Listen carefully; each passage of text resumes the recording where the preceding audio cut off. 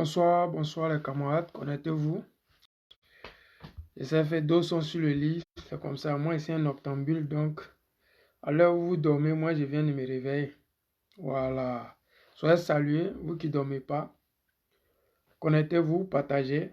J'attends la notification pour pouvoir partager aussi avec vous.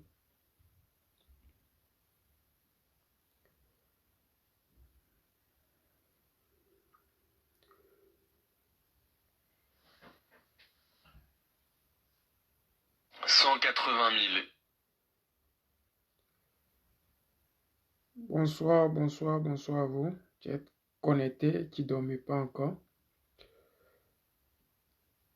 C'est le président Lota, le noctambule. Ah, la vie est belle, hein, vous voyez. Oh, mon frère Sylvain Ekpa, comment tu vas?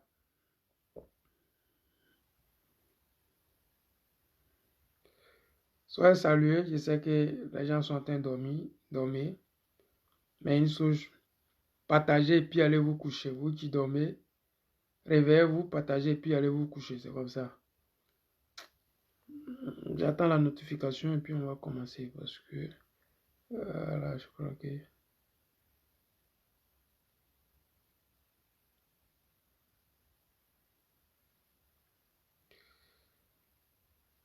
Bonsoir à tous. Bonsoir à tous.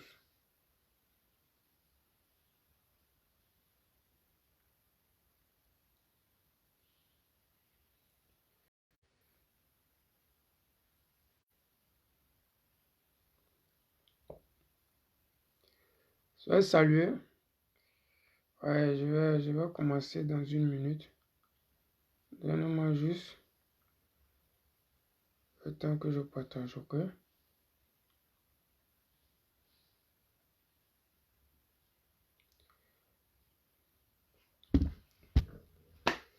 Salut, salut, salut les amis, salut la famille, moi c'est le président Lota. Je m'invite cette nuit chez vous à travers vos différents réseaux sociaux pour vous apporter ma contribution dans la lutte ivoirienne et particulièrement dans la lutte panafricaine. Ce soir, je voulais partager avec vous le manque de respect de Rachel Crasso et le refus de Macron et de la France de partir du Burkina Faso, ce pays désertique, ce pays où les gens n'ont rien, ce pays pauvre, ce pays PPT, ce pays qui n'arrive pas à manger, et peut-être un bout de vidéo d'un rebelle d'Alassane Draman Ouattara qui s'est repenti dans un média que j'ai profité pour vous faire écouter parce que c'est ça aussi le combat, c'est de dénoncer ce que les autres cachent, c'est de dire et amplifier.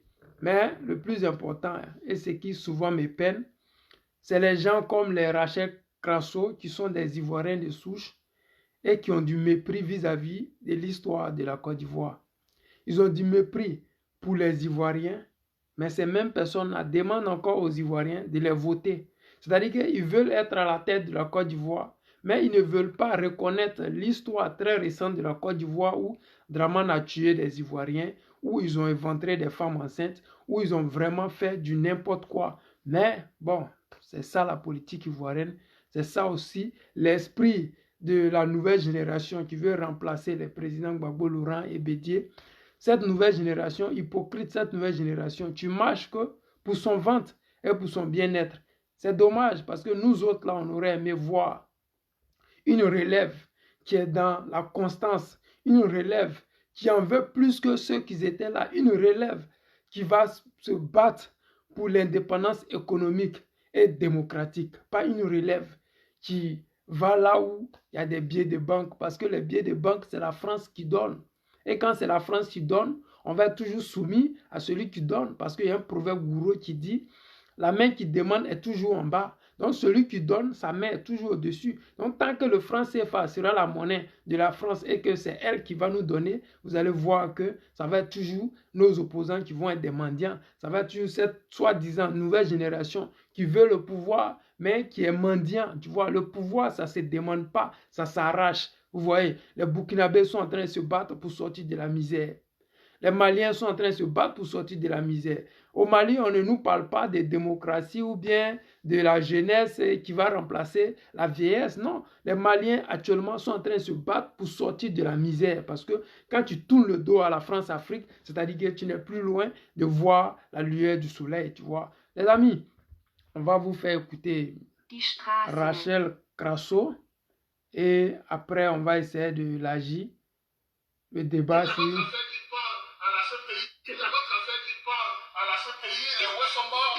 Ils sont du coq à l'âne, il ne sait pas quoi dire. Oui, parle. Les Ouai ne sont pas morts que pour Babo, ils sont morts pour la Côte d'Ivoire. Oh merde alors. Je le dis haut et fort ici. Les Ouai ne sont pas morts pour la Côte d'Ivoire. C'est la Croix-Rouge qui avait annoncé le premier chiffre, 800 morts, ne serait-ce que dans le quartier de Carrefour, ici, où les cadavres n'ont même pas tous été ramassés. Les responsables des Nations Unies basés à Djokwe expliquent qu'ils n'ont pas pu s'interposer le 28 mars dernier, qu'ils ont aidé à enterrer les victimes. 198 corps exactement ont été recensés sur 3 jours. Quant à 800, moi, je ne peux pas me prononcer là-dedans. Et ceux qui ont avancé ce chiffre, il leur appartient de justifier ces chiffres. Oui, parle. Les Ouai ne sont pas morts que pour Babo, ils sont morts pour la Côte d'Ivoire. Oh merde alors. Moi je le dis haut et fort ici. Les Ouai ne sont pas morts pour la Côte d'Ivoire. Tu es un menteur. À l'ouest là-bas, quand vous avez fait vos milices là, c'était pour la Côte d'Ivoire.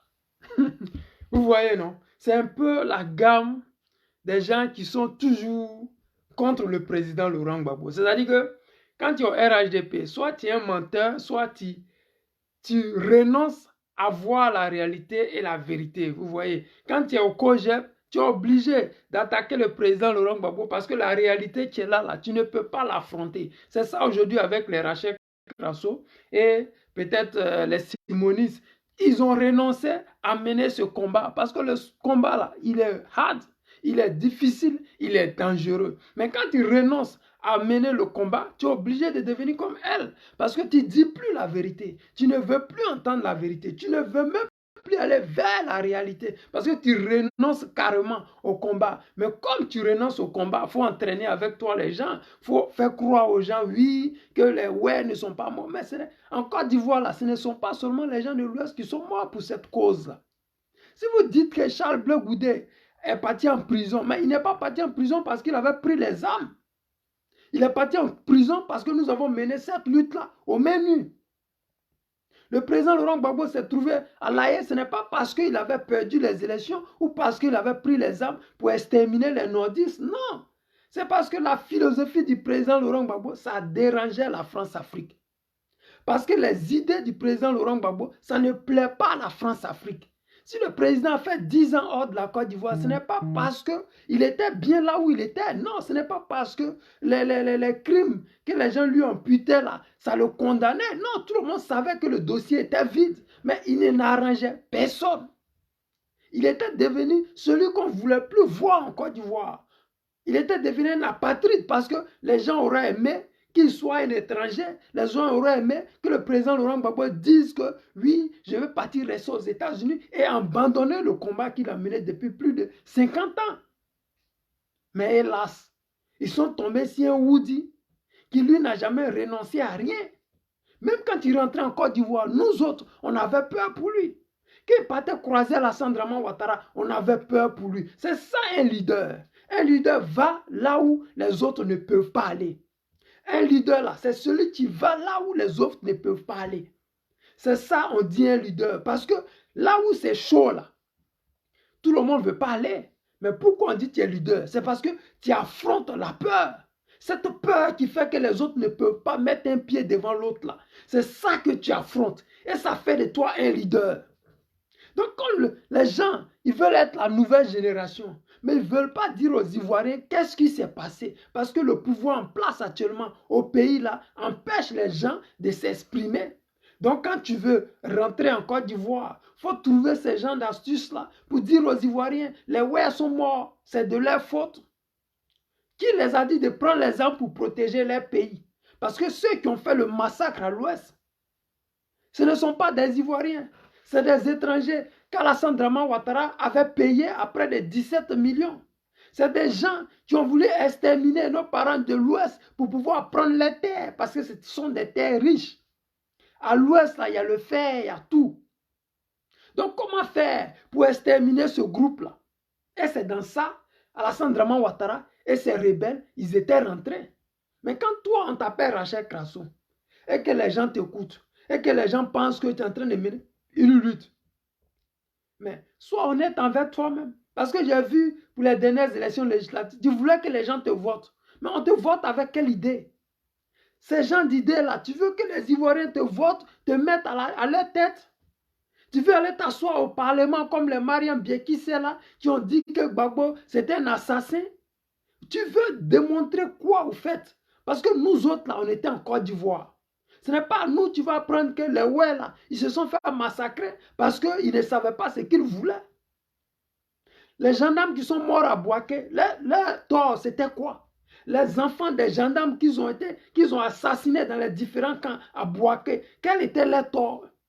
Les femmes enceintes que les Soro Guillaume, les Ouattaos ont arrêté en route et ventré pour enlever les bébés, pour manger cru là. Quel était leur tort? C'était tous des ouais?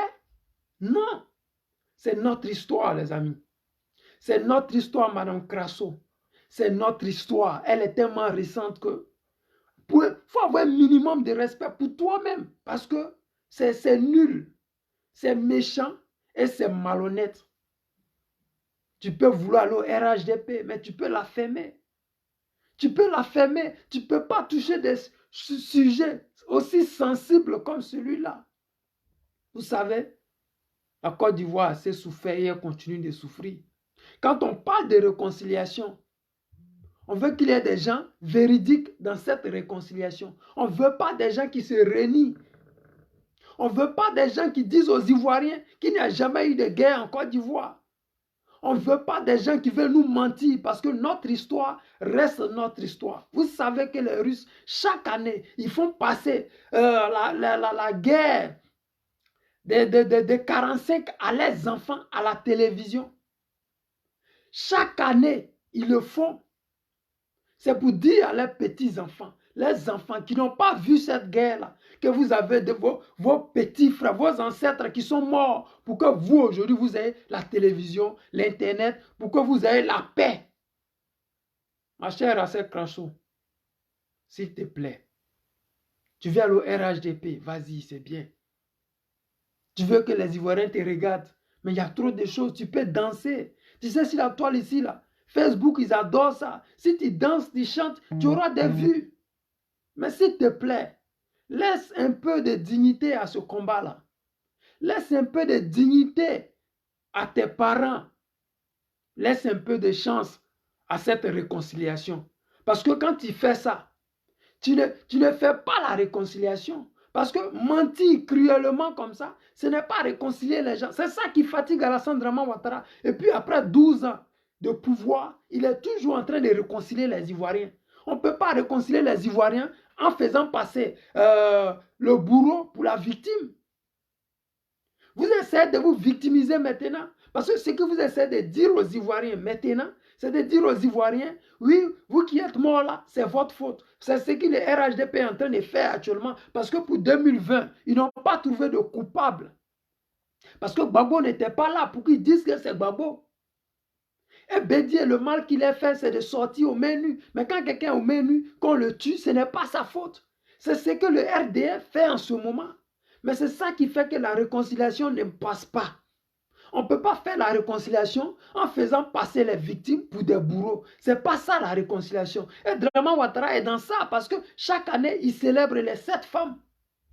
Soi-disant, on dit 3000 morts en Côte d'Ivoire. Mais vous célébrez 7 femmes. Ça veut dire qu'il y a un problème. Ça veut dire qu'il y a un mensonge quelque part. Ça veut dire que les vraies victimes, là, ils n'ont pas encore été dédommagées. On n'a pas encore parlé de la vraie réconciliation. Les amis, on écoute cette dame-là. Et... Ils sont du coq à l'âne, il ne sait pas quoi dire.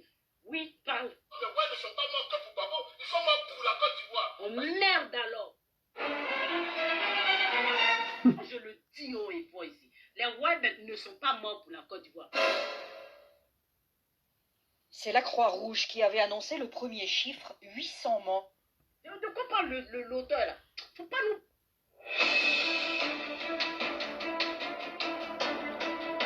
C'est une soeur ouais qui m'a dit.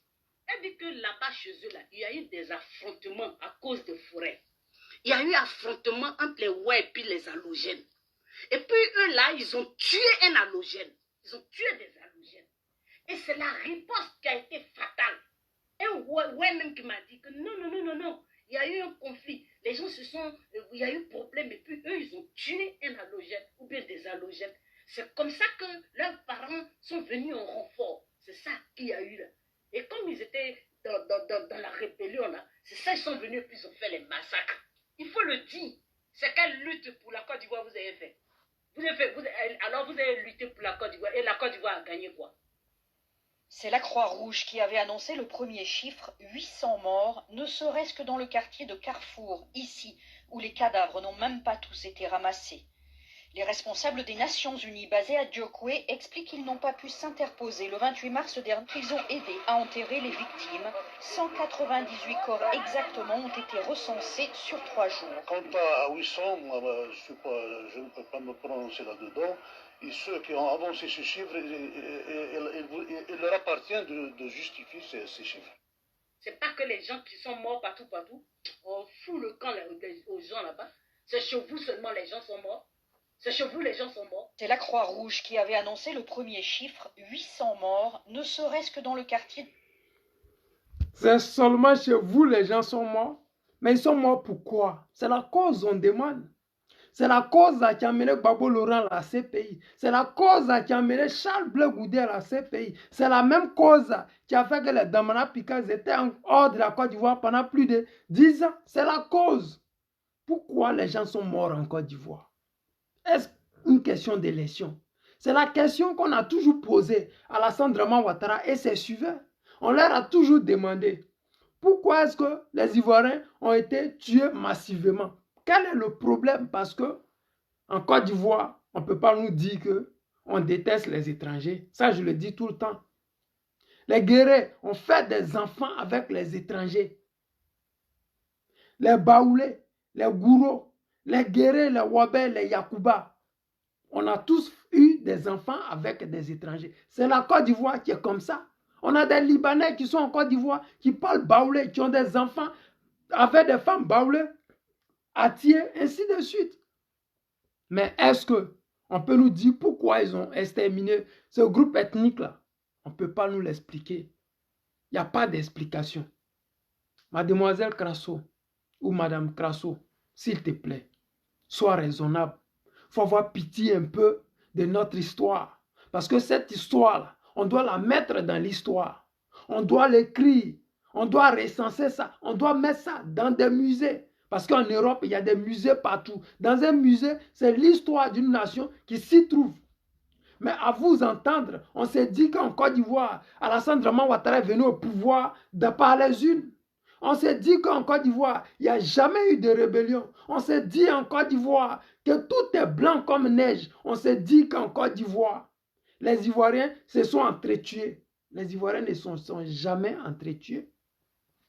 La réalité est là. Si c'était les Ivoiriens, on allait savoir que les Ouattao là, on n'allait pas les empoisonner. Si c'était les Ivoiriens, les Soro-Guillaume là, ils ne seraient pas poursuivis aujourd'hui. Ce n'est pas une guerre ivoiro-ivoirienne comme veut le faire croire la France et Draman Ouattara et ses mercenaires. C'est un combat d'idéologie. Si vous n'avez pas compris, c'est que tout ce temps que nous passons sur les réseaux sociaux là, on perd du temps. Parce que vous devez comprendre que le combat dans lequel nous sommes, c'est les idées que le président Laurent Gbagbo propose là, qui n'arrangent pas la France-Afrique. Ce n'est pas le problème de la terre ivoirienne. Cette terre-là, même avant l'indépendance, il y avait des étrangers là-bas qui étaient là. Il y a des villages vers Bonon, là, en allant vers Daloa, entre Boisflé et Daloa, que Oufoué a nationalisé tout un village de Burkinabé. Ce sont des Ivoiriens, des Burkinabés, nés en Côte d'Ivoire, qu'on leur a donné la nationalité. Donc, on n'a pas de problème avec ça. Mais le problème, là, c'est que les idées du président Gbagbo Laurent, ça ne passe pas. On veut toujours que la Côte d'Ivoire soit dirigée par les étrangers. Je ne veux pas insulter la mémoire du Houphouët-Boigny, mais Houphouët-Boigny même, ce n'est pas un Ivoirien de souche. Vous avez vu ce qu'Alassane a fait là. C'est ce que Houphouët a fait pour garder son pouvoir. Les guébiers, ceux qui sont bêtés le savent, ils ont été exterminés. Parce que Houphouët voulait asseoir son pouvoir. Mais Houphouët étant un étranger, ça ne passait pas. Et c'est le même cas que nous sommes dedans aujourd'hui. Draman Ouattara étant un étranger, ça ne passe pas chez nous les nationaux. Nous autres Ivoiriens de souche, Draman Ouattara, ça ne passe pas. Mais ils vont nous exterminer nous tous. Parce que s'il veut faire asseoir son pouvoir comme celui d'Houphouët, il sera obligé de nous tuer, nous tous. Nous qui sommes contre son pouvoir. Nous qui ne voulons pas à la tête de notre pays des étrangers comme lui, ça ne passe pas. C'est-à-dire que c'est une alchimie qui ne donne pas. Donc, ce que Houphouët a fait là, c'est ça Draman a fait. Mais comment faire pour que les gens ne sachent jamais ce qui s'est passé? Ils sont là à l'ouest, creuser tous les puits perdus dans lesquels il y avait le corps. Ils ont dit qu'ils allaient partir à Abidjan faire des tests. Ils ne sont jamais revenus avec le corps de ces Ivoiriens-là. Ils ne sont jamais revenus avec, parce qu'ils ne veulent pas de preuves. Mais nous sommes vivants, nous sommes des preuves vivantes. Nous sommes là, nous pouvons dénoncer ça. Mais on ne veut pas qu'il y ait des Rachel Crasso, parce qu'ils veulent être candidates en Côte d'Ivoire. Ils vont mépriser notre histoire. Parce qu'ils veulent aller au RHDP pour qu'on les reçoive dans des ambassades. Ils vont mépriser notre histoire. C'est dommage. Parce que madame, regardez un peu derrière vous. Il y a des Ivoiriens qui ne mangent pas à leur faim. Vous savez pourquoi? Parce que des personnes comme vous, comme les Mangous, ont trahi la nation ivoirienne. Au moment des gens donnaient leur poitrine, et ils donnaient les informations. On les appelle les traites. Aujourd'hui, être traite en Côte d'Ivoire, c'est une mode. Ne pas avoir de dignité, c'est un atout pour avoir un poste ministériel. Regardez Kakabe. Il est carrément le visage de Afin Guessan. En lui seul réuni, il est en train de devenir celui de Charles Blé Goudé. C'est-à-dire que les gens n'ont plus de dignité. Ils n'ont plus de combat à mener. Ils n'ont que des restaurants à ouvrir. Mais nous autres, là, c'est notre nation. On n'accepte pas les étrangers à la tête de notre pays. On va les combattre jusqu'à notre dernière énergie. Draman Ouattara n'a jamais été élu par les Ivoiriens. Il a été imposé aux Ivoiriens. Vous savez, dans les autres pays, pour obtenir l'indépendance, ils ont donné le pays aux nationaux. Mais la Côte d'Ivoire, non. Ils ont commencé avec Houphouët, qui n'était pas un enfant du pays, mais qui a fait croire qu'il était de Yamoussoukro, alors qu'on l'appelait Dia Félix. Dia, c'est les Sénégalais. Vous comprenez pourquoi les Tidiam Tiam, là, ils sont actuellement à la tête de la cour royale à Yamoussoukro. Parce que Houphouët, c'était un Sénégalais.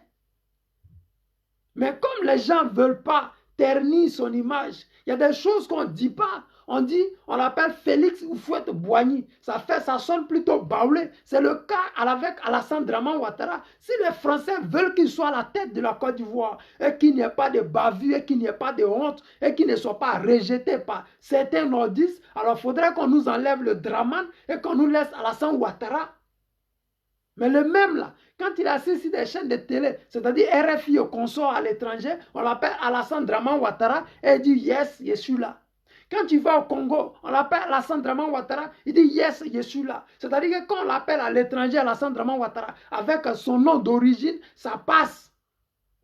Mais quand il est en Côte d'Ivoire et qu'il a honte que les Ivoiriens le traitent de Burkinabé, il ne veut pas qu'on l'appelle Alassane Draman Ouattara. C'est dommage. Parce qu'il va encore tuer des Ivoiriens. Il va nous exterminer. Mais nous sommes là, on est fiers, on a confiance. Si Gbagbo n'est pas mort dans les bombes, ce n'est pas nous qui allons mourir. Nous sommes trop jeunes. S'ils ont voulu faire taire les bêtés, s'ils ont tué les gourous, vous savez, Gbagbo l'avait dit dans un direct, la lutte que nous menons là, les gourous ont beaucoup résisté.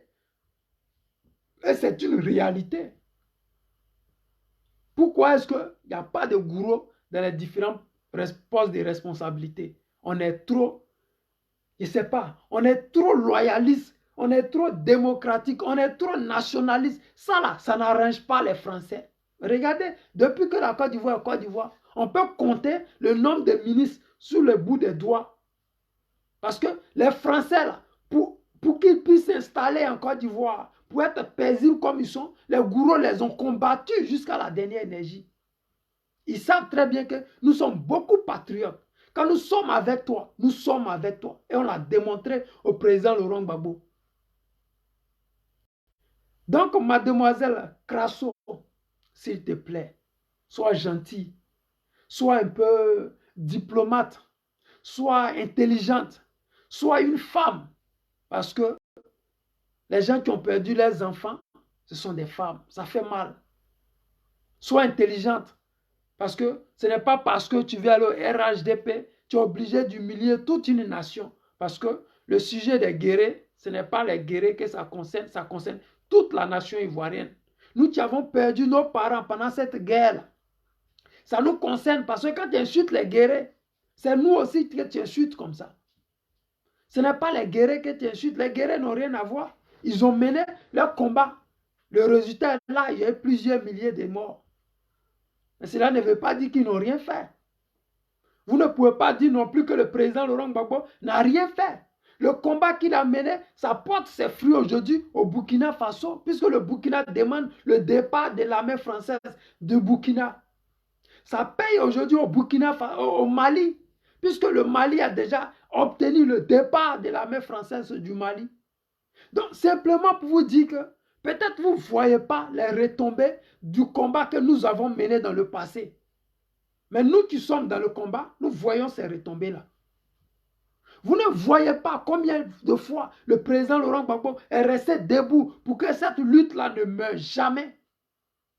Nous, on le voit. Parce que quand on voit aujourd'hui des pays avant qui n'osaient même pas sortir et manifester, sont sortis, ils ont chassé Blaise Compaoré. Quand on voyait avant des pays comme le Burkina, le Mali, la Guinée, qui pensaient qu'on était xénophobe. Mais aujourd'hui, à regarder ces pays-là, tu te dis que vraiment le combat du président Laurent Gbagbo a payé. Parce que ces pays-là, ils étaient en retard sur la démocratie. Ils étaient en retard sur la cohésion africaine. Parce que pour eux, tout était codé. On n'aime pas tel gars est xénophobe, mais ils ne vont jamais aller plus loin que ça. Ils ne vont pas se renseigner, ils ne vont pas savoir. Pourquoi est-ce qu'ils ont dit ça? Gbagbo nous avait dit, quand la France dit, telle personne est un dictateur, c'est que c'est lui qui est bon pour son peuple. Est-ce que vous avez entendu une fois les Français dire que Alassane Draman Ouattara c'était un dictateur? Jamais. Mais Gbagbo Laurent, qui avait les rebelles dans son pouvoir, dans son gouvernement, Gbagbo Laurent que tout le monde insultait au nom de la démocratie et il ne partait pas en prison. Gbagbo Laurent, que le journal Patriote, ce journal torchon là, insultait matin, midi, soir. Gbagbo Laurent, qui laissait le Patriote faire l'apologie de la rébellion, faire la promotion de la rébellion à Abidjan. Mais on l'appelait un dictateur. Parce que son idée là, ça ne plaît pas à la France. Donc quand tu t'appelles Crasso, et que toi tu ne vois pas le combat que nous avons mené, c'est que c'est toi qui es en retard. Parce que nous sommes à des années-lumière sur vous. Nous sommes trop en avance sur vous. Parce qu'au moment que vous allez vous réveiller, on serait déjà au pouvoir. Mais est-ce qu'il ne serait pas trop tard pour vous? Est-ce qu'il ne va pas être trop tard pour vous? Parce que si dès maintenant, vous pensez à manger, mais qu'est-ce qui va se passer après? Le pouvoir qui est là, ça change de camp constamment. Le pouvoir qui est là, ça change de main constamment. Le pouvoir n'est pas éternel. On a vu des gens qui étaient des lasses de dictateurs et qui ont perdu le pouvoir. On a vu des gens qui faisaient trembler les gens quand ils passaient, comme Mohamed Kadhafi. Personne n'osait même dire son nom Kadhafi. Mais il est mort comme un bon à rien, assassiné par ces mêmes Européens. Donc, mademoiselle Crasso, s'il te plaît, si tu n'as plus rien à proposer aux Ivoiriens, si la réconciliation est en train de dépasser ton mentor Alassane Draman Ouattara, s'il te plaît, laisse les Ivoiriens dans leur souffrance. Parce que ce que nous sommes dedans, c'est de la souffrance. On n'est même pas en train de mener un combat qui va nous donner le sourire. Parce que si ceux qui étaient avec nous hier sont contre nous aujourd'hui, il y a un problème. Si ceux hier qui essayaient de sourire avec nous, aujourd'hui sont devenus nos ennemis parce qu'on n'est plus au pouvoir, c'est que nous sommes en train de reculer. Si ceux hier qui ont dit oui, Alassane Draman Ouattara, c'est un Burkinabé, aujourd'hui sont devenus des adeptes d'Alassane Draman Ouattara, au point de vouloir aller défendre le pouvoir d'Alassane Draman Ouattara, c'est que nous sommes en train de régresser. Est-ce nous qui régressons ou est-ce ces personnes-là qui ont choisi le mauvais côté?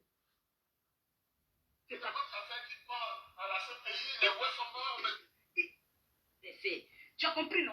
La résistance que vous faisiez, Gbagbo les Gagnois, pourquoi il n'y a pas eu de milices à Gagnois? Pourquoi il n'y a pas eu des armes à Gagnois? Pourquoi il n'y a pas eu des affrontements à Gagnois? Tu veux m'insulter? Eh bien, c'est vous les sauvages. Vous en prenez le sauvage, parce que la sauvagerie, là, où ça a eu lieu, où il y a eu les découpages, là, les tueries, là, vous commencez, vos camarades terminent, et puis c'est vous qui pleurez, ça finit pas. Si ça avait été chez les BT, là, chez nous, là, il y a des halogènes. À Gagnois, là, il y a des halogènes, autant que je dois. Pourquoi il n'y a pas eu de massacre là-bas? Parlons-en. Pourquoi il n'y a pas eu de massacre là-bas? Parce que nous, on vit. C'est-à-dire que des gens, ils font des directs pour faire le buzz sur la souffrance des autres, tu vois. C'est triste. Moi, c'est dommage que nous soyons toujours obligés de rappeler à ces personnes-là ce qui s'est passé en Côte d'Ivoire. C'est dommage parce que si Oufoué ou bien si le président Laurent Gbagbo écoutait ces genres de vidéos, il serait meurtri dans sa peau. Parce que tu ne peux pas sortir des bombes pour des Ivoiriens et puis venir entendre ça dans la bouche de certains Ivoiriens. Parce qu'elle n'est pas, si elle était du RADP, si elle était Djoula, je pouvais comprendre. Parce que les Djoula, ils sont programmés, tu vois. Draman les a déjà programmés. Donc, ils ont une gamme qu'ils ne peuvent pas comprendre, nous, notre souffrance. Vous voyez un peu. Parce que ce que nous avons vécu, eux ne comprennent pas ça comme ça parce qu'ils sont programmés. Mais toi, tu es Ivoirien de souche. Tu ne peux pas nous sortir ça là parce que c'est triste. On ne peut pas en train de dire que on veut que les choses rentrent en ordre. Et puis tu entends ça dans ce 21e siècle en 2023 là. C'est pas possible quoi. Les amis, on va écouter ici tous ces Ivoiriens là qui aujourd'hui. Mes chers Ivoiriens, qu'est-ce qui bloque la Côte d'Ivoire? Le cas Alassane Draman Ouattara.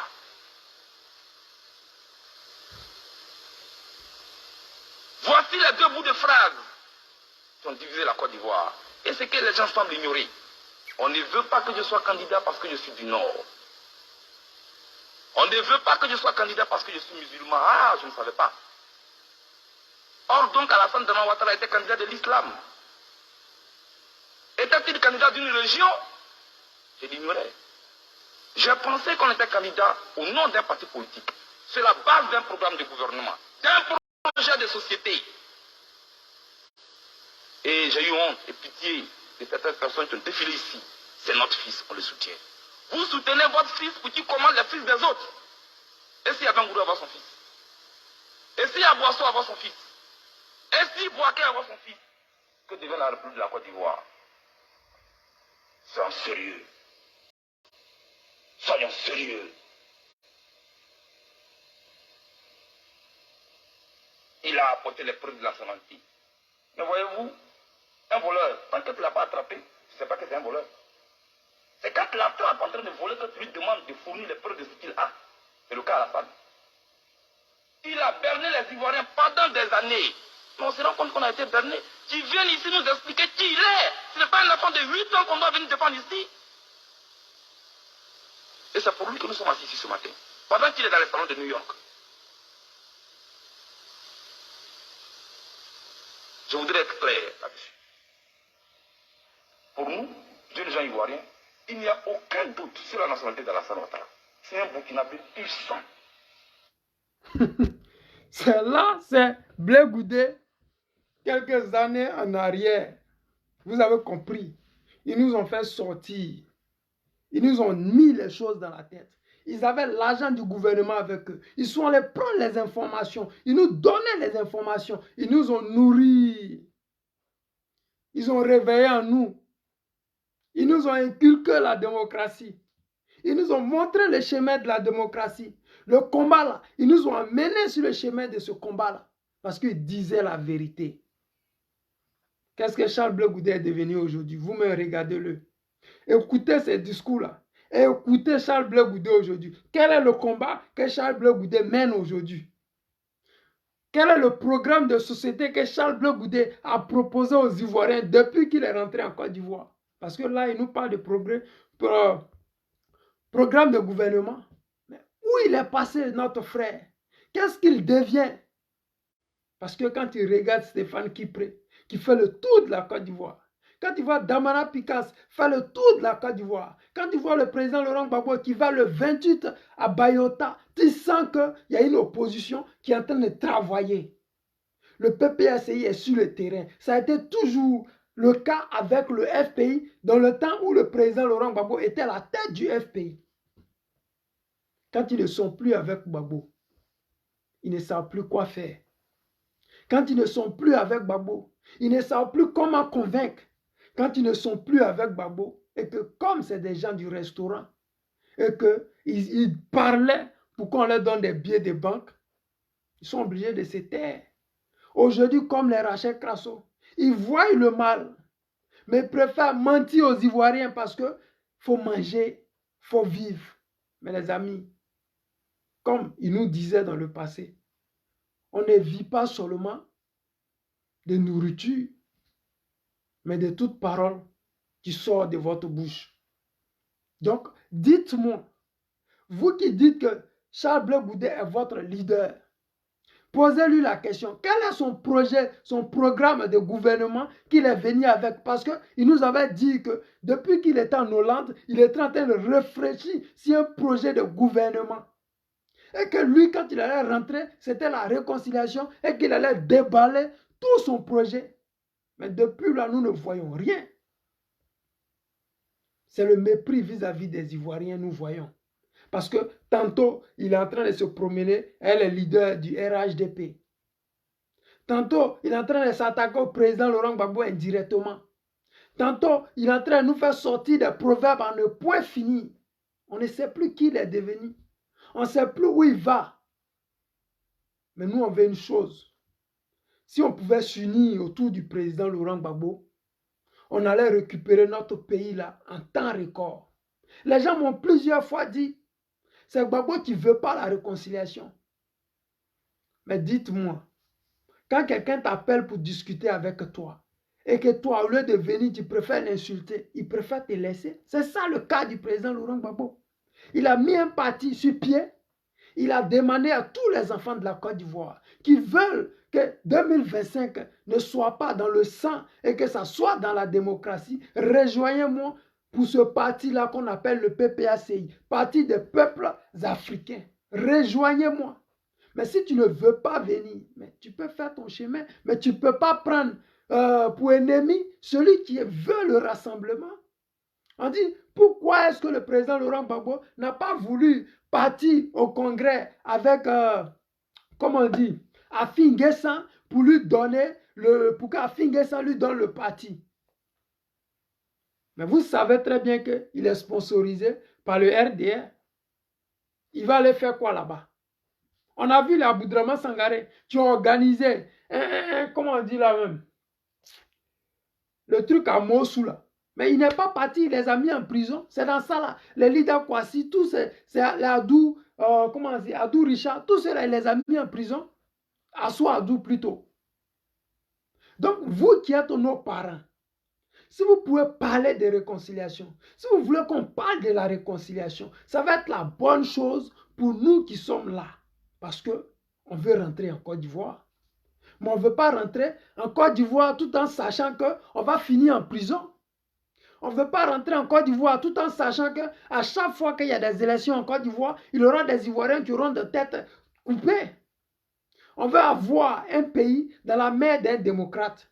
On veut qu'il puisse avoir la démocratie. Mais il ne peut pas avoir la démocratie d'un pays francophone tant que la France existe dans ce pays. Parce que le combat que nous menons, ce n'est pas un combat contre Draman Ouattara. Draman Ouattara n'a jamais gagné les élections en Côte d'Ivoire. Draman Ouattara sait qu'il ne fait pas l'unanimité dans le cœur des Ivoiriens. Draman Ouattara sait très bien que depuis que le président Laurent Gbagbo n'est pas là, les Ivoiriens ne s'intéressent pas à la politique. Voilà pourquoi Draman Ouattara a fait 12 ans au pouvoir sans jamais être inquiété. Voici que depuis l'avènement, le retour du président Laurent Gbagbo, Draman Ouattara a tous les problèmes.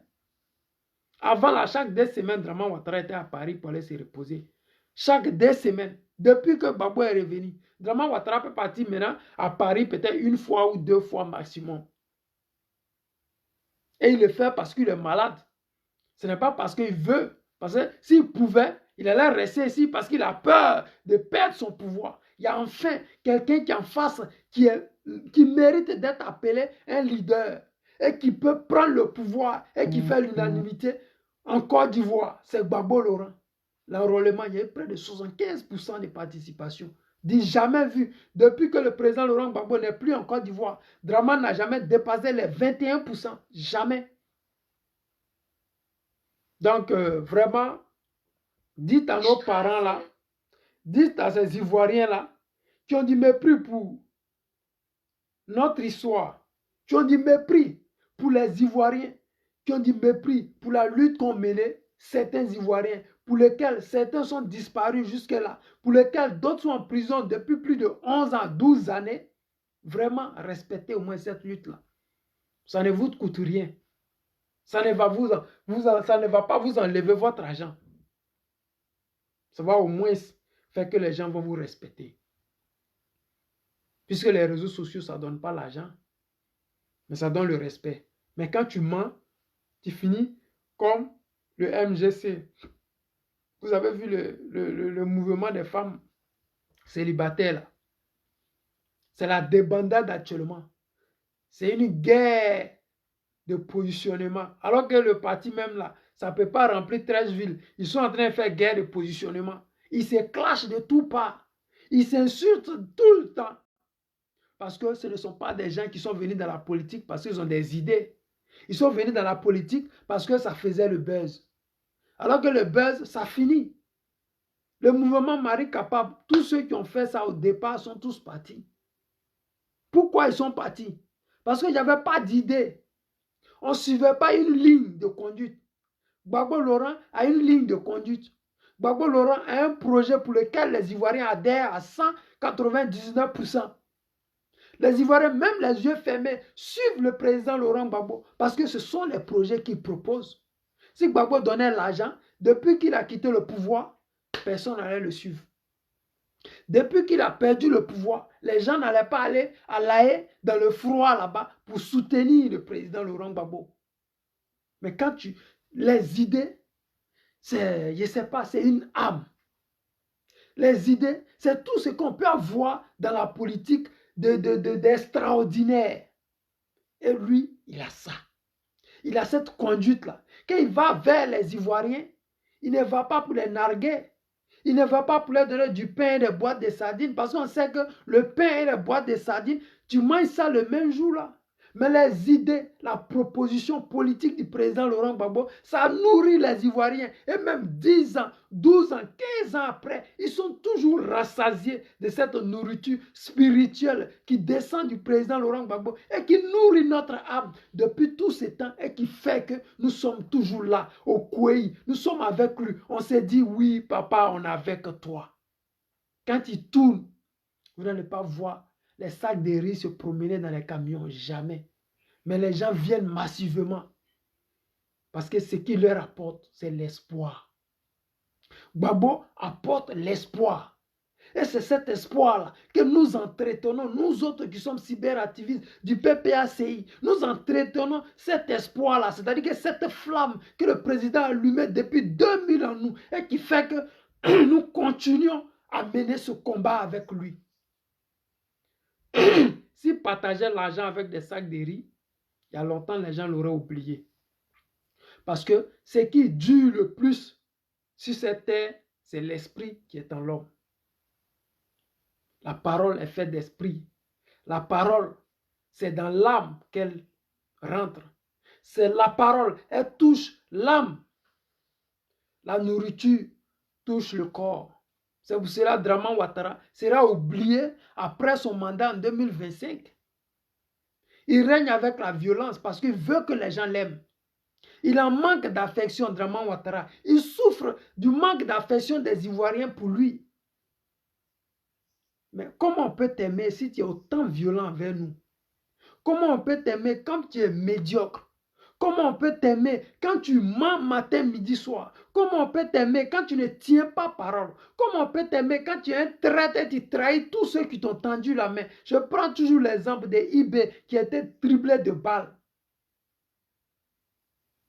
Je prends l'exemple de Soro Guillaume, de Ouattao, d'Ahmed Bakayoko qui t'a permis de couper la tête des Ivoiriens et puis c'est pas aller quelque part pour un troisième mandat illégal. Mais toutes ces personnes-là, tu les as tous trahis. Tu penses que les gens, ils sont bêtes pour t'aimer parce que tu leur donnes de l'argent? Les gens du PRSI qui sont avec toi, tu sais très bien qu'ils ne t'aiment pas. Et nous savons que les gens-là ne t'aiment pas. Tu le sais, on le sait. Mais comme il faut, comme au RHDP, pour ne pas dire au RDR, il n'y a que des vagabonds, des bons à rien, des gens qui ne peuvent pas rendre service à la nation ivoirienne. Donc, il est obligé de prendre les gens qui ne l'aiment pas pour pouvoir faire avancer ses travaux. Parce que quand il voit les voleurs, un ancien voleur qu'on nomme ministre, il va faire que voler. Adama Bitogo, ils l'ont nommé ministre, il a volé. Si c'est Bakongo, ils l'ont nommé ministre, il a volé. C'est-à-dire qu'eux tous, ils ont tous volé. Parce que ce ne sont pas des intellectuels venus pour travailler pour la Côte d'Ivoire. C'est des brigands pris sur le tas parce qu'il y a une rébellion. Il fallait intégrer la rébellion pour avoir des postes ministériels. Regarde bien qui ça. Elle connaît quoi? Elle est députée. Elle a été nommée, elle n'a pas été élue. Regardez Kandia Kamara. Elle est nommée depuis combien d'années? Ça va bientôt faire près de 10 ans. Elle est ministre. Plein pouvoir. Ce n'est pas ministre délégué. Ministre plein. Ministre d'État. Mais elle ne connaît rien. Elle n'est rien. Elle ne connaît rien. Mais c'est comme ça, cette Côte d'Ivoire, que Draman gère. Il en manque d'affection, mais on ne peut pas te donner cette affection que tu n'as pas. Parce que tu ne peux pas nourrir notre âme. Parce qu'aujourd'hui, regarde la génération, cette génération panafricaine, tu ne peux pas les nourrir avec l'argent.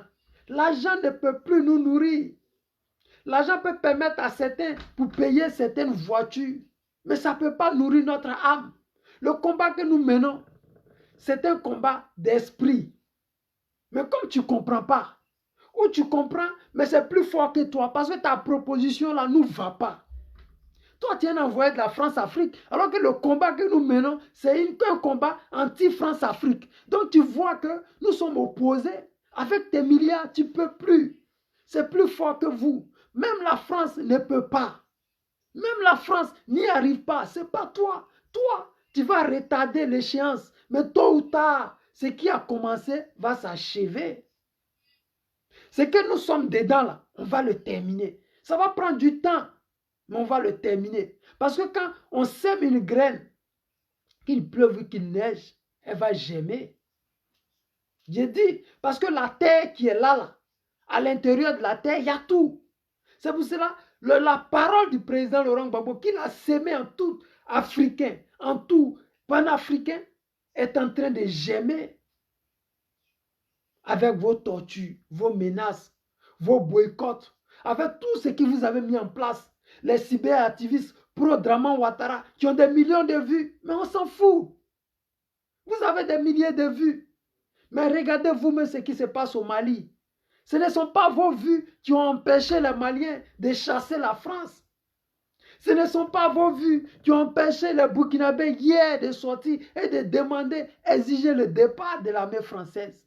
Les amis, vous êtes dépassés. Ce mouvement que le président Gbagbo a sémé en nous, ça prend de l'ampleur parce que vous avez choisi le mauvais cheval.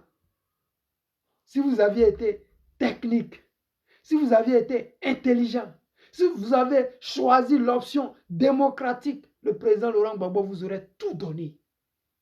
Mais vous aurez tout donné dans le respect. Oui, le respect, ce qui vous manque. Parce que vous, Français, vous êtes arrogants. Draman Ouattara, comme il est supporté par la France, il est arrogant, méprisant. Gbagbo avait donné Sodesi, CIE. Mais il ne vous a pas donné parce qu'il avait peur de vous. Ce sont des contrats négociés.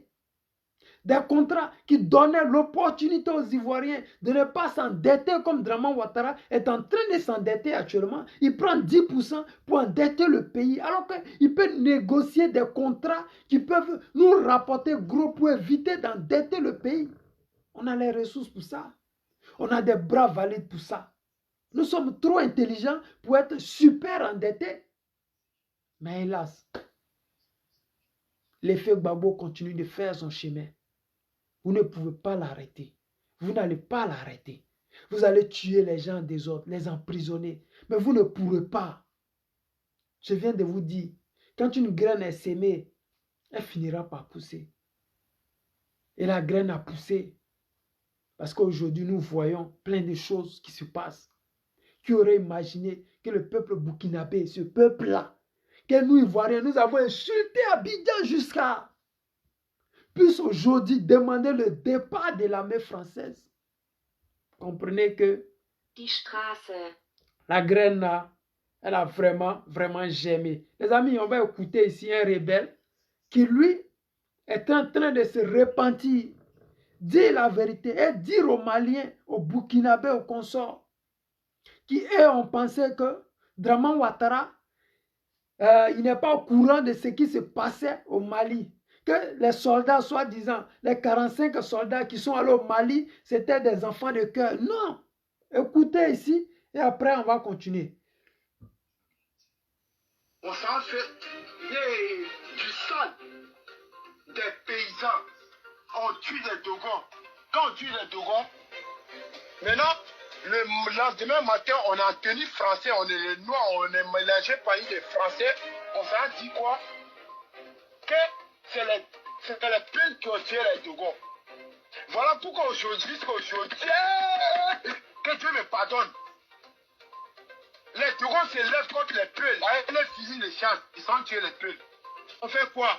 Moi et ma patrouille et les personnes qui étaient avec moi, ils ont fait quoi? On nous a envoyés à Kidal, au Mali. Qui est au Mali pour combattre avec qui? À Kidal. Vous combattiez avec qui? J'ai peur. Nous on a combattu au niveau de Azawad. On était avec Azawad pendant qu'on ne savait pas. On est illettrés. Avec le MNLA. Vous étiez avec le MNLA et les terroristes. Voilà, les gens des groupes armés terroristes. La Côte d'Ivoire a envoyé un contingent. Bon, qui était le commandant de ce contingent? C'est avec ces preuves-là, moi j'ai eu mes papiers en Europe. C'est avec ces preuves-là, moi j'ai eu mes papiers en Europe. Ils ont fait quoi? On nous a menés là-bas, on est là-bas, en Côte d'Ivoire, nous ne nous pas l'argent. On nous a abandonnés, on est là-bas comme ça, on est livrés à nous-mêmes. Vous étiez au nombre de... Ado nous a abandonnés. Vous avez entendu ça? C'est une réalité. Draman Ouattara, c'était un déstabilisateur. Draman Ouattara, c'était un rebelle depuis sa naissance. Draman Ouattara est en train de jouer le rôle que Houphouët-Boigny avait joué dans le temps. Mais dommage, parce qu'à l'époque d'Houphouët, il n'y avait pas les réseaux sociaux. Il pouvait se permettre tout ce qu'il voulait. Mais aujourd'hui, Draman a échoué.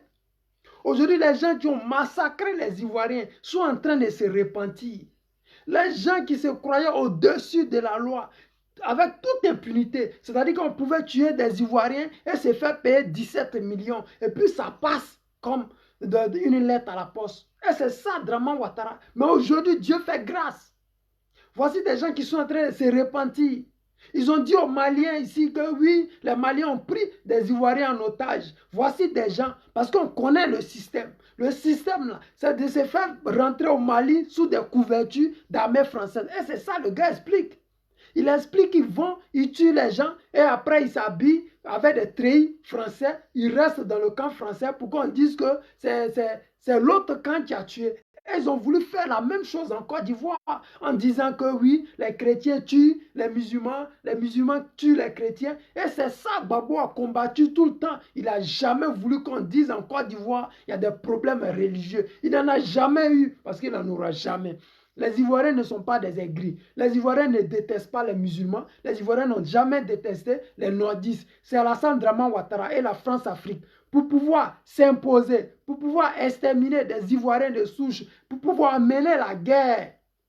Parce que nous sommes plus de 60 ethnies. Et c'est comme ça l'Afrique. Partout, il y a toujours des ethnies. Puisqu'on ne vient pas de la même ethnie, c'est facile de tuer des gens et dire que c'est l'autre camp. Et on avait vu ça à Yopougon. Oui, tel groupe va venir attaquer tel groupe va venir attaquer. Et c'est seulement si les chaînes de télévision satellites que la France leur avait donné, ça passait ces genres d'informations-là. Ils ont maltraité les Ivoiriens. Ils ont massacré les Ivoiriens. Ils ont fait du mal à la Côte d'Ivoire. Et ce mal aujourd'hui-là, ils veulent faire ça au Mali. Ils veulent faire ça au Burkina. Parce que c'est ça l'essence numéro 1 de la France-Afrique. Si tu veux régner, vivre en tant qu'un dictateur longtemps au pouvoir, il faut que tu t'adonnes à ces genres de choses-là. Les Ivoiriens, vous savez que 2025, nous devons enlever Alassane Draman Ouattara. Coûte que coûte au pouvoir. Parce que le combat que nous menons, ça doit payer. Si ça ne paye pas, c'est que nous allons tous mourir à l'étranger. Je le dis. Et 2025, là, c'est un virage. Les amis, écoutons ce rebelle-là. On était au nombre de 300 personnes. 300 personnes. Qui était le chef du de ce détachement? Voilà, ok, voilà. Pour ne pas qu'on vous reconnaisse. Voilà, laisse. Mais on sait que c'est des gens qui sont proches de Ouattara, qui ont été aussi dans la rébellion pour le mettre au pouvoir. Donc, vous travaillez avec... Nous avons été envoyés par Zakaria Kone. Zakaria Kone. Moi, je me libère. Je vais mourir. Je vais mourir librement, la tête vide. Écoutez-moi. Zakaria Kone. Zakaria Kone, on a été mené par Zakaria Kone. Maintenant, quand l'argent arrive là, ça arrive en haut.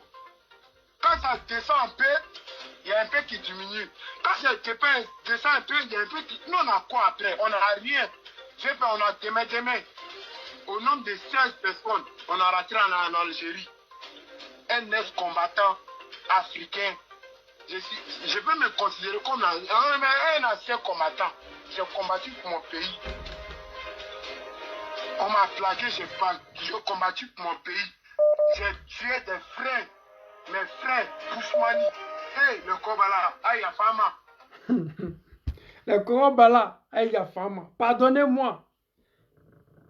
Ma soeur Krasso, tu entends ce qu'il dit là? Toi, tu as du mépris pour notre histoire. Toi, tu manques de respect aux Ivoiriens. Toi, tu dis qu'il n'y a jamais rien eu en Côte d'Ivoire. Voici des gens qui se confessent. Ils ne se confessent pas contre vous. Ils ne se confessent pas contre quelqu'un. La confession est divine. Quand quelqu'un se confesse, il se libère. Vous le voyez là, c'est sur un plateau, il est en train de se libérer puisqu'il appelle. Les amis, il dit, j'ai eu mes papiers ici en Europe à cause de ça là, les preuves de ça. C'est-à-dire que les Français là, pour effacer les traces, ils te prennent, ils te donnent papier et puis ils te gardent ici. Vous avez entendu? Il dit, je demande pardon au Kobala.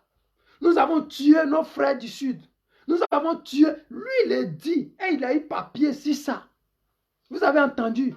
Bousmanou, aïe femme. On nous a plagué. Paoulé, aïe femme. Pété, aïe femme.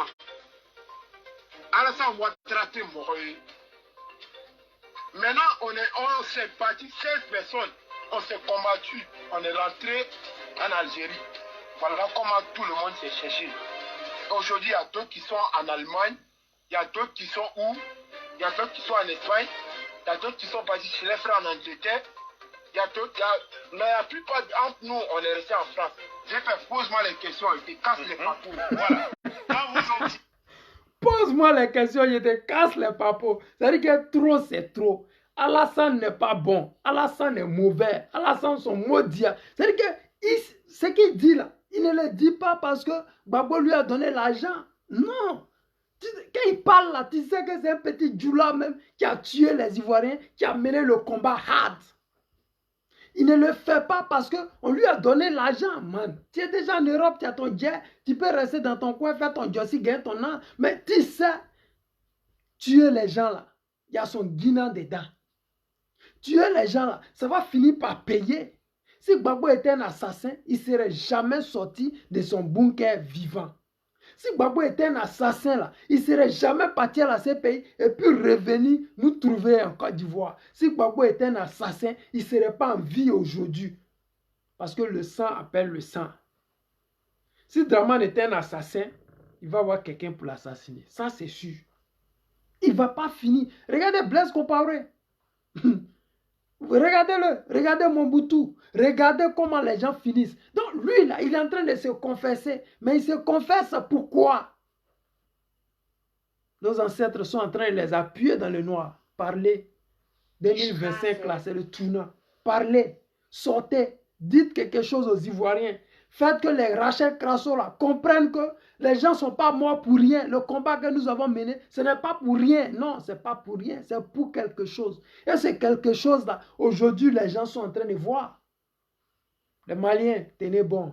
Burkinabé, continuez sur votre lancée. Gbagbo vous dit merci. Les Ivoiriens, vous dites merci. Nous là, on vous soutient. Parce que chez nous là, c'est géré bouclé. Mais on va le régler en 2025. Écoutons la suite.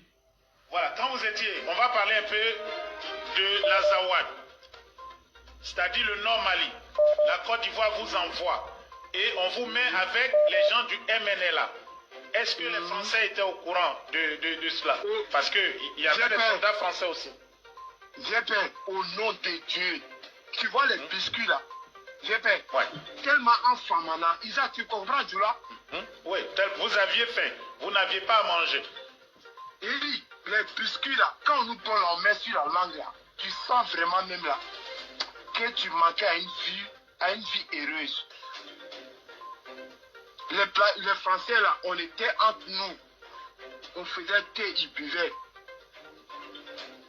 On partait chercher, les Français même là, les soldats français, et comment on les appelle, les légionnaires étrangers là, et ils nous blaguaient, on nous donne comme 10 000, 20 000, 15 000, on s'en va chercher drogue pour Kali.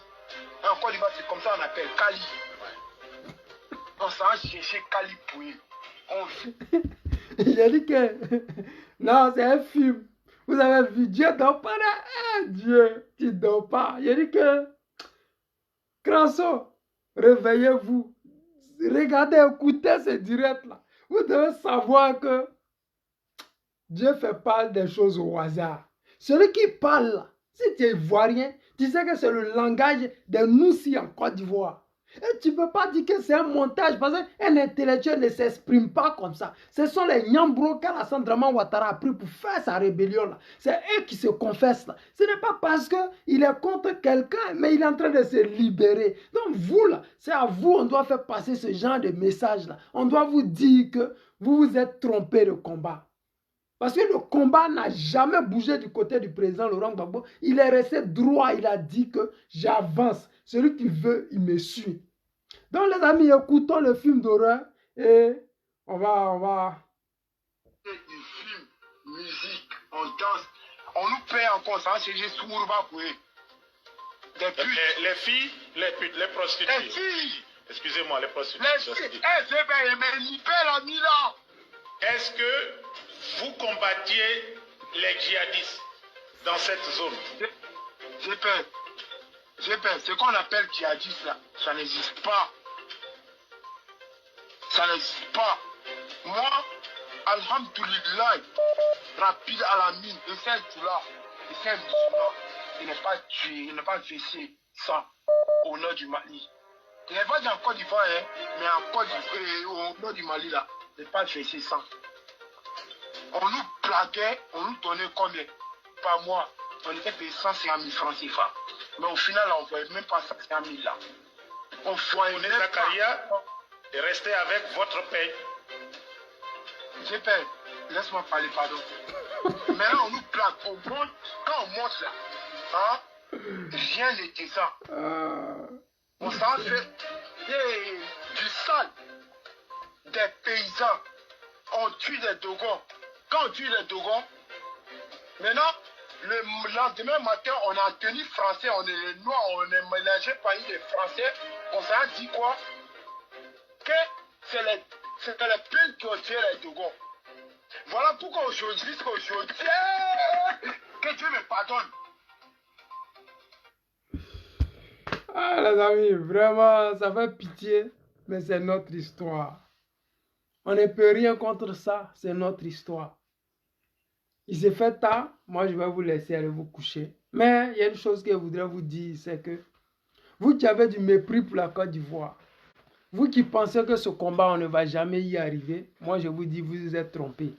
Parce que si un Noussi peut venir ici exposer Alassane Draman Ouattara, si un Noussi peut venir ici dire que c'est les Français qui les ont envoyés au Mali pour tuer des Maliens, c'est que un jour viendra où des gens viendront dire aux Ivoiriens qu'est-ce qui s'est réellement passé. Si aujourd'hui les Soro-Guillaume refusent de nous dire la vérité, il y aura des gens qui nous diront la vérité. C'est ça la réalité. Parce que le combat que nous menons, c'est un combat juste et noble. Le combat dans lequel nous prenons, nous risquons notre vie, il est noble. Quand c'est noble, tu es heureux, tu dors tranquille. Quand tu sors, tu n'as peur de rien, tu as peur de personne. Parce que tu sais là où tu vas là. Il y a quelque chose qui te protège, c'est la vérité. Quand la vérité te protège, c'est comme s'il y a un bouclier autour de toi. Le président Laurent Gbagbo, il se promène sans un cortège de 100 millions de militaires. Jamais. Mais il est protégé par la vérité. Et quand la vérité te protège, tu n'as peur de rien. Nous sommes protégés dans ce combat par la vérité. Les gens finiront par nous rejoindre parce que quand tu vas au restaurant, tu finiras par t'étouffer ou bien par te faire empoisonner. Donc ceux qui sont là en train de manipuler l'opinion ivoirienne et nationale et internationale, je suis déçu, je suis désolé pour vous, mais ça c'est une chose, c'est que le combat là, on va atteindre notre objectif. Et cet objectif là, ça commence dès 2023. D'ici octobre, les élections vont commencer. Et 2025, nous allons casser le las des papos, renverser Alassane Draman Ouattara et enfin lancer la démocratie sur les rails. C'est ça que je voulais vous dire ce soir. Je voulais vous dire, ne désespérez pas du combat. Prenez vos cartes d'adhésion du PPACI. Ceux de l'Allemagne, n'oubliez pas une chose. Le 25 mars, il y a le... Comment dire?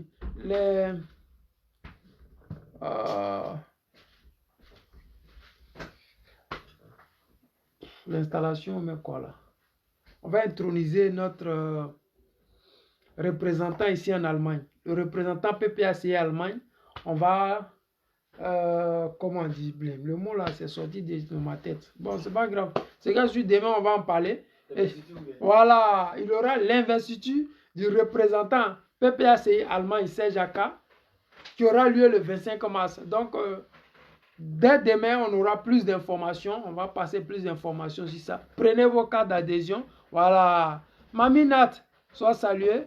Sois salué, vous qui étiez là, plein tard dans la nuit comme ça. Sylvia Ekpa, partagez le direct. Voilà. Claver Kwasi, merci à toi. Soyez tous bénis. Et que la vérité, Bruno Zier, sois salué mon frère. Que la vérité touche votre cœur. Et ne vous laissez pas distraire par ces personnes qui cherchent des postes ministériels. Le président Laurent Gbagbo incarne la vérité, incarne la réalité ivoirienne, incarne cette lutte panafricaine. Et aujourd'hui, grâce à lui, nous avons des pays comme le Burkina Faso qui commencent à sortir du sous-développement parce que la France est l'image du sous-développement, du PPACI en personne, pour ne pas dire du PPTE en personne. Je vous aime et je vous dis à demain. Bonne nuit. Ciao, ciao.